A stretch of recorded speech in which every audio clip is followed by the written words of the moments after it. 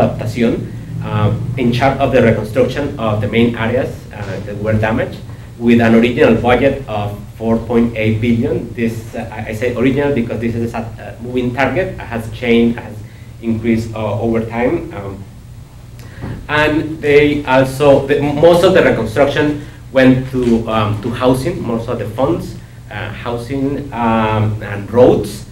So Colombia is, if you go to Colombia, as Alberto will go this week, you will notice how all the improvements that we have now there in terms of roads, and also 5 what they call risk mitigation mega projects. The Dique Canal was one of the other major disasters in the Atlantic coast, a canal that was built by the Spaniards, broke and flooded like around 7 municipalities of the Department of Atlantic. La Mojana is another region in the Caribbean area that is always have problems with flooding every year, but with the La Niña 2010-2011, the floods were as never before. So the construction of an environment in the city of Cali and the reconstruction of Gramalote. That it was originally allocated $85 billion, but it represented only a small portion of what Fondo de Adaptación has been managing. And the other one is, the other case is even smaller. So let's zoom in the Gramalote. So first, let's look what happened with Gramaloteros. So here we have data from 2 different census with different methodologies. Imperfect both, they didn't match, but it's the only data that we have. So, but it gave us a general idea of what happened with people. So in early 2011, around 63% of Gramaloteros were located in the city of Cúcuta, the capital of Norte de Santander. 7.5% still remain somewhere in Gramalote, and 28% were located in other towns in the same department. So basically, around 99% of Gramaloteros stayed in the Department of Norte de Santander. So the other census toward the end of 2000, it shows some changes. Still, almost half of the Gramaloteros living in Cúcuta. More people have moved back to Gramalote, in part because there is one neighborhood called La Lomita that it didn't, 35 houses remain intact. So some people went back to live there. So again, in 2012, we can find that still 99% of Gramaloteros remain in the area, and only 2 people cross the border. So this is one of the most dramatic images of the destruction of the town.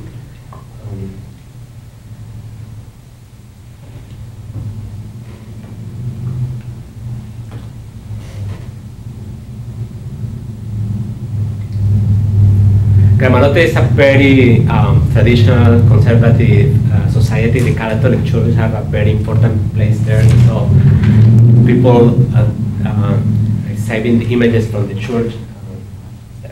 So part of the destruction.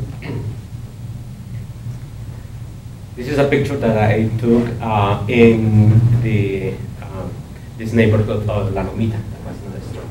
So in the study, for those who might be interested, I kind of pay a lot of attention on the details of the relocation process, and for analytical purposes, I I divided the relocation in different stages, mostly keeping in mind was the entity managing the relocation, so we can see that had been a lot of change. So in the preparatory stage, So we can see that the desire of the Colombian government to do right, to support Gramaloteros with the housing needs, and they offer the alternative of building shelters or provide rent subsidies. Most of the Gramaloteros prefer the option of rent subsidies. Some people say that in part because at some point some government official from Colombia Humanitaria mentioned that if shelters were built, Gramalote will not be relocated. So the fear of that made that a lot of people selected rent subsidies. But also rent subsidies is not a bad option for a lot of people. Allow people to move and stay wherever they want. What I heard from Gramaloteros is the amount that is paid, that I don't remember the exact amount at this moment, but it's in the report, is not that bad, it's not that good either. And the government has also offering food on a monthly basis. So the government in this stage approved $1 million to hire an entity to manage the feasibility study for the relocation. Also, we can see a lack of understanding among functionaries at the national level and many people in Gramalote about the complexity of finding the place to relocate Gramalote in an area where the geology of the area is very complex, a lot of faults and similar situations that might cause another mass movement. And also during this period, the mayor of Gramalote was facing his own legal problems. A few months after the tragedy, he was forced to resign as a result of a judicial decision. And 2 provisional measures were appointed. So even making the whole process of relocation even more complicated. So the second, the stage number 1, we can say that May 2011 really marked the beginning of the relocation of Gramalote with the hiring of Servivienda to be in charge of those feasibility studies. Servivienda is an NGO founded by the Jesuits that specialize on housing for the poor and have a lot of experience, have been around for 25 years or perhaps longer. But they had never been involved in a project as ambitious as this. The main focus of this first stage was to find the right place to relocate the town, and finally, based on the studies that Servivienda did with collaboration with the state agencies, it was decided that site called Pomaroso was the best one to relocate the town, and the Ministry of Housing announced it. But after that announcement was made, suddenly everything froze for almost 5 months. No one was saying anything about that.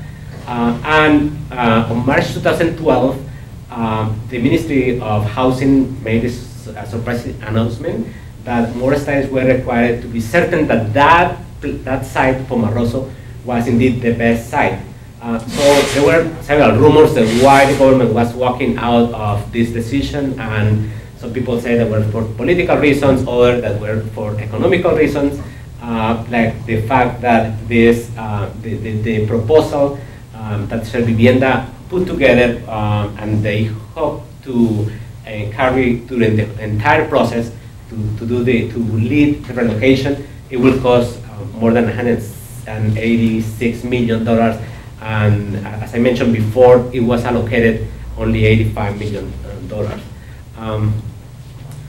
On stage number 2, in April 2012, Fondo de Adaptación that finally started operating took charge of the Gramalote project. They have an intersectoral commission from different ministries. It was dissolved because Fondo de Adaptación was assigned to lead the project. They hired a very competent international expert, a Colombian but international expert on resettlement relocations. And something called the Working Group on Gramalote was created. It's not totally clear who had the initiative. As someone told me there, if you ask the mayor will say it was my initiative. If you are from the Adaptación, they will say no, the idea was ours. But so this working group on Gramalote was originally comprised by the mayor of Gramalote, the municipal ombudsman, the president of the city council, a representative from the governor's office, and the Catholic priest, and representative from Fondo de Adaptación. An action plan for the relocation was approved that provide guidance, and several studies, other studies, surveys, census were hired. An university in Cucuta was hired for that, those studies. New geological studies, this time by the Colombian Geotechnical Society, other environmental studies that were done by Conservation International, and all of them concluded that the best site was not the Pomaroso site, but another site called Miraflores. And the Fondo de Adaptación called a public meeting in Cucuta on October 30, 2012, and declared that that was the best site. Gramaloteros obviously were extremely angry and frustrated because it was a few months ago the government has selected a different site, and so people were, the community was divided. Some people say that they will not go to that site, that the Gramalote have to be in the first site that was selected, and that created almost a year passed without any major progress in the relocation. So here, this is the cost analysis that was done, and that shows this was done by Fondo de Adaptación. The Pomaroso site was the most expensive one, costing around 167 million, and Miraflores was the cheapest one. So perhaps that obviously also was part of the equation, but it seems that the geological situation of that site was better than the other ones. So the second stage, the Fondo de Adaptación hired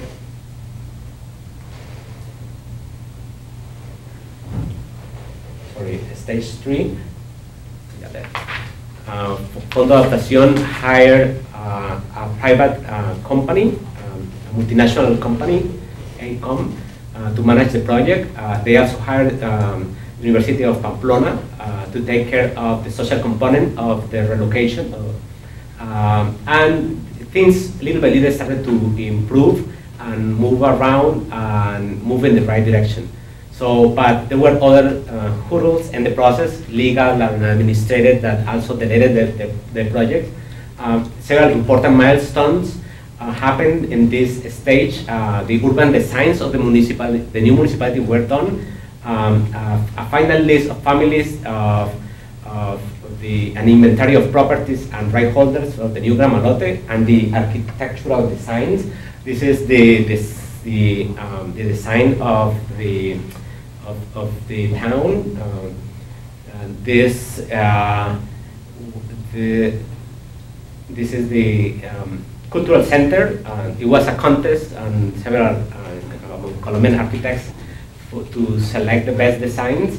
The nursing home, the peasant's house, the public market, the new school, the new sport facility, and the final stage is the current one. I think has been signed February 2015, when Fondo de Adaptación started takes the management of the relocation. It was a very ugly controversy about the churches in Gramalote.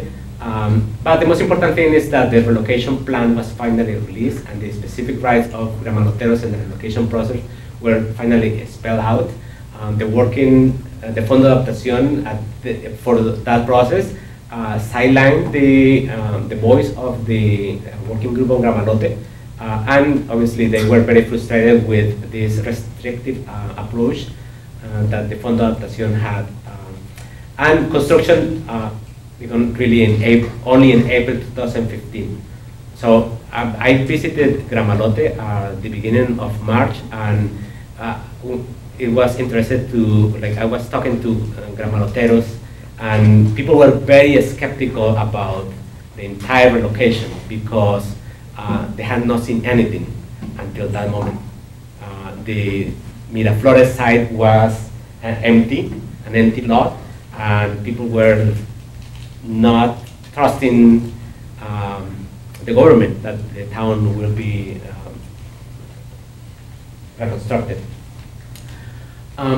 So in the relocation plan that it was finally published a few months ago, so we can see the specific rights. So if we divide, to simplify, two main groups, the owners and the renters.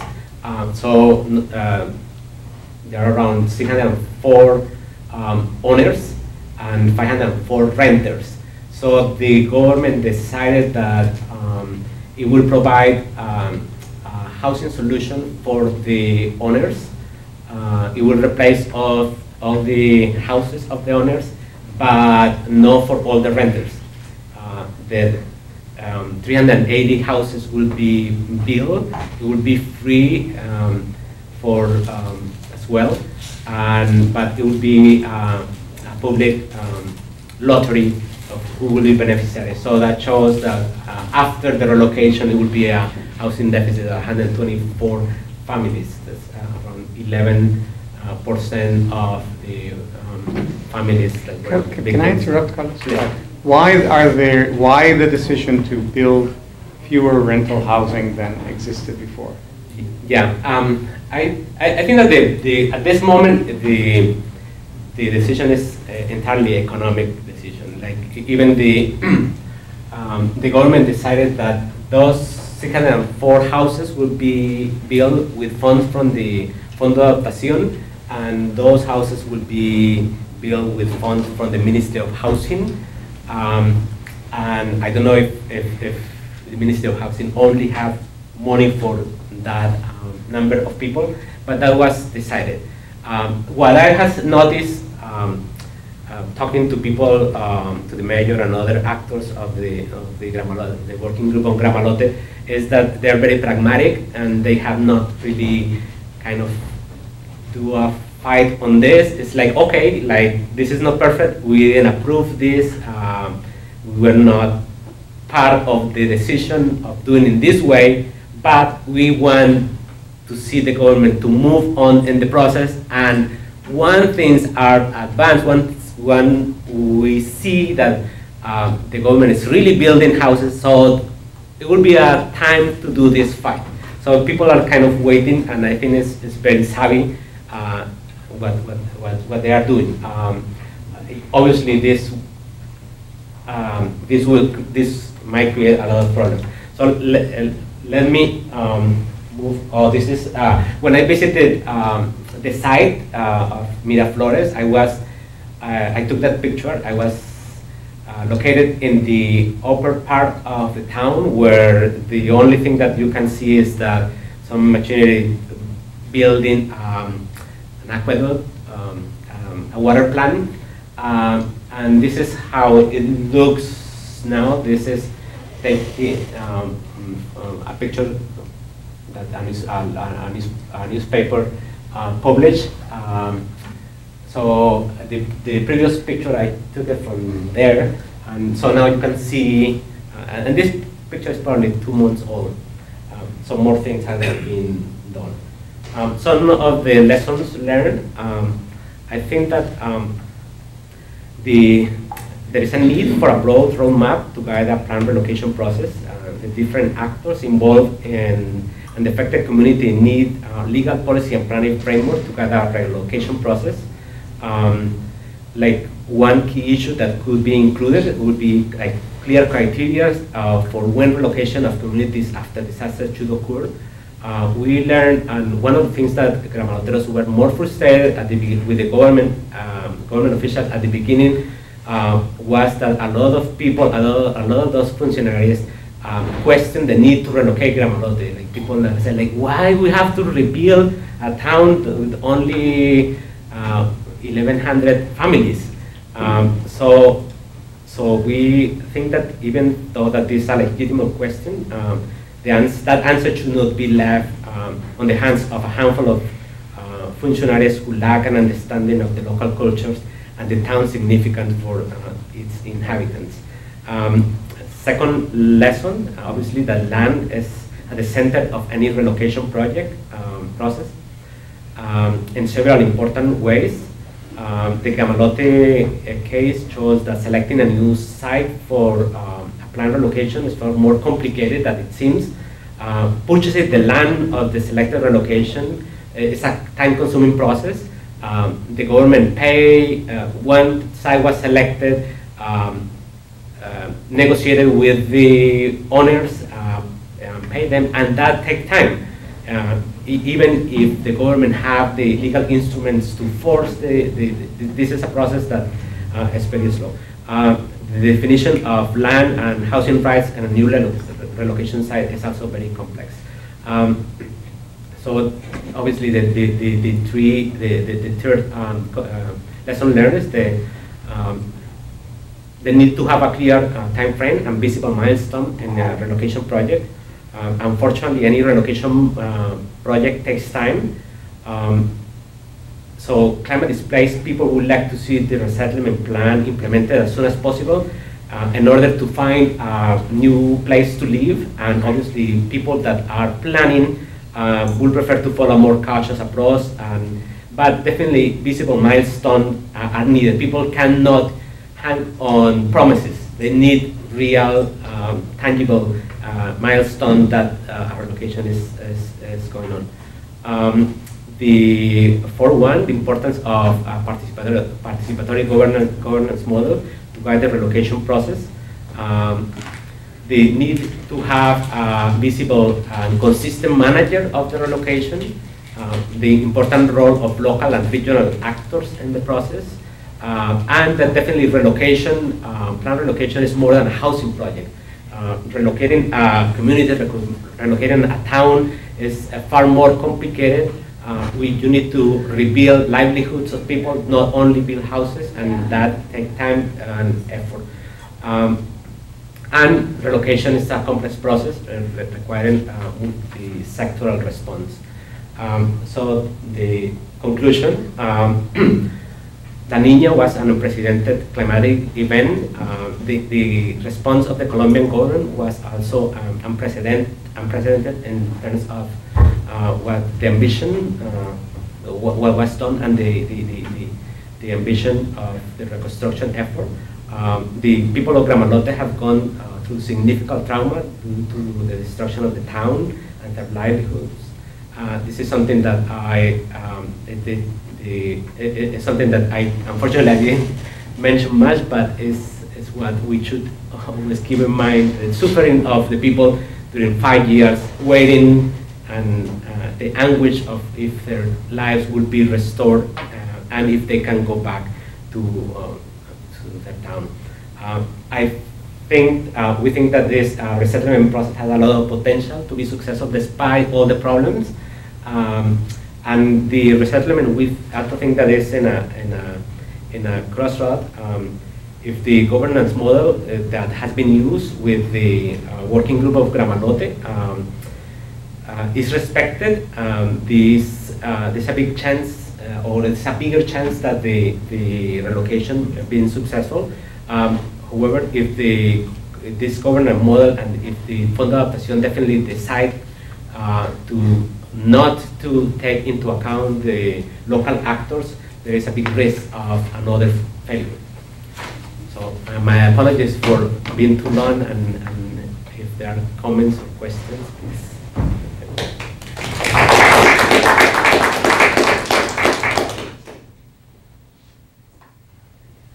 From your pictures and stories, I tried to conjecture what actually happened. And I imagine it may well have been a single weather event over a few days with little wind, very little wind, but not intensive rainfall, but very protected in that overall abundant rainfall. And then with the soil being largely volcanic ash anyway, it was very vulnerable to whatever accumulated there. Is that the right track?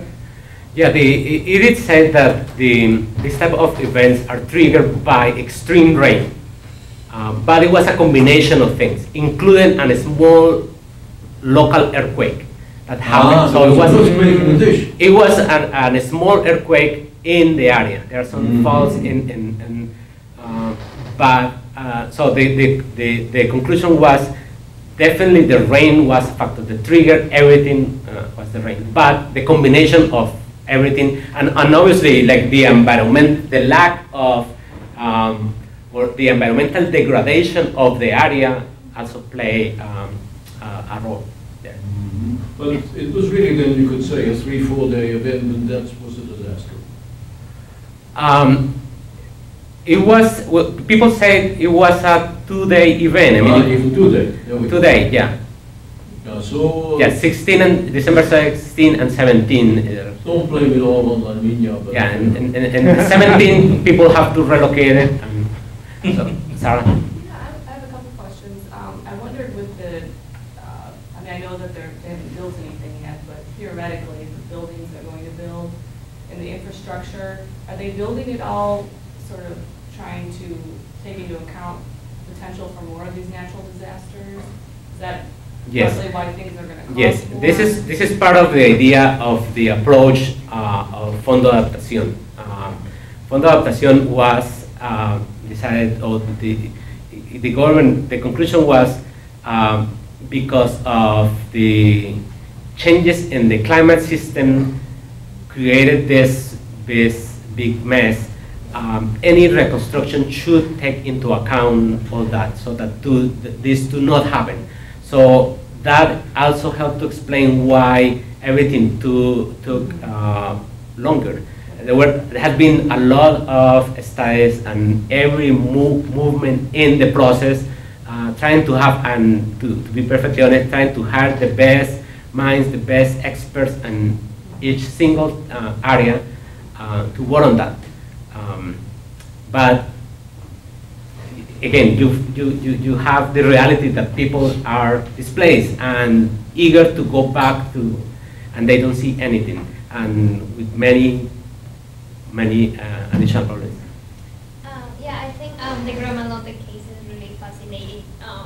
But I think it raises a question for me and a concern that is like along those lines, and it's like we don't see in the framework that you showed, and even in the governmental policies, something about prevention, and like not so much for who is being relocated, but like who hasn't been in that position yet but could, because we know that climate change and this phenomenon Niña are just going to get more unstable with the time, and because of like thinking from an ecological point of view, Colombia and the ecosystems, like La Mojana is a really unstable place.